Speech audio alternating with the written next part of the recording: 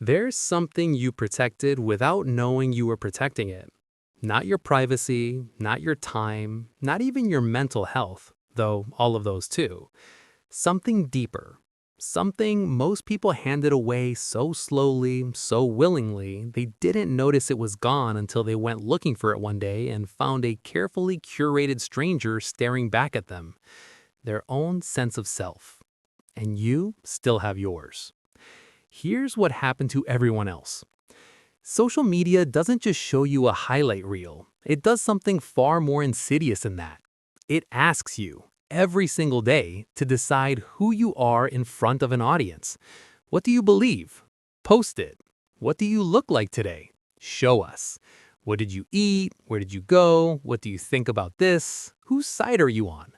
And slowly, quietly, without anyone forcing them, people started building a version of themselves designed not for living, but for being perceived.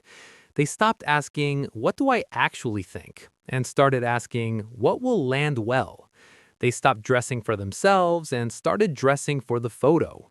They stopped having opinions and started having positions on things they could defend in a comment section. Things that wouldn't cost them followers. Things that fit neatly into the person they'd been performing for years. And the terrifying part? Most of them don't know this happened because the shift was so gradual, because everyone around them shifted too, because the performance became the person and there was nothing left underneath to notice a difference. You didn't go through that. Not because you're better, not because you're smarter, but because you stayed somewhere that didn't ask you to perform. Your opinions formed in private, your taste developed without an audience, your sense of humor, your values, your fears, your contradictions grew in the quiet, without anyone watching, without anyone reacting, without a like count telling you whether who you were was acceptable. That's rarer than it sounds. That is genuinely increasingly rare. There's a specific moment that happens to long-term social media users that nobody talks about. It's the moment they try to figure out what they actually like, separate from what performs well, separate from what their audience expects, separate from the identity they've been building publicly for years. And they can't. Not completely, not cleanly, because every preference has been run through a filter so many times they can no longer find the original. They don't know if they love that song or if they love that people love them for loving that song. They don't know if that opinion is theirs or if it belongs to the community that made them feel accepted. They don't know where the performance ends and the person begins.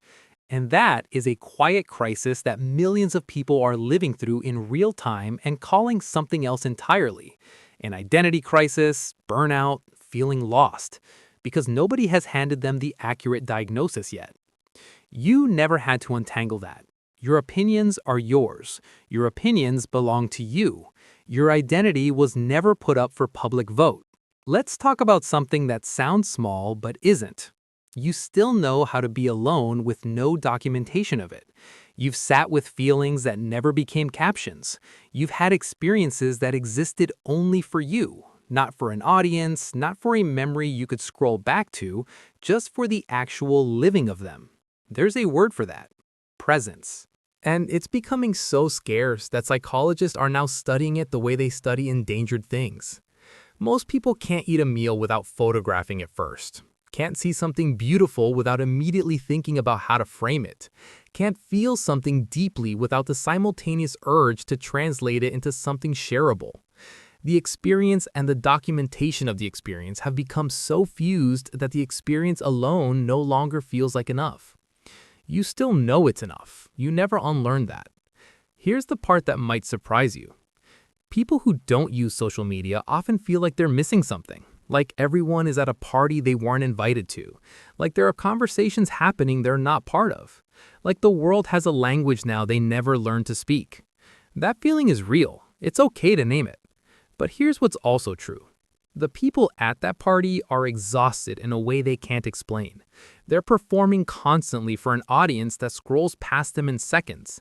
They're chasing a feeling of connection that the platform is specifically designed to keep just out of reach. They have thousands of followers and still feel unseen. They have a perfectly constructed identity and still feel like they don't know who they are. You feel like you're on the outside. They feel hollow on the inside. Neither is easy, but only one of those things can actually be fixed. The world is going to keep telling you that you're behind, that you're missing out, that you need a presence, a personal brand, a curated version of yourself ready for public consumption. And maybe someday you'll decide to step in. That's okay too. But before you do, know what you have. Know what you kept.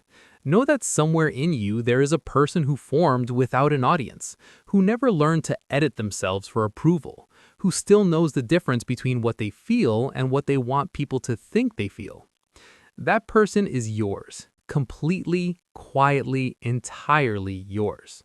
And in a world where most people are still trying to find that, you never lost it. Subscribe if this finally puts words to something you felt but couldn't explain. This channel speaks for the people who live their lives without needing anyone to watch. The next video goes even deeper into what living quietly in a loud world actually does to a person. Click it. Nobody has to know you watched.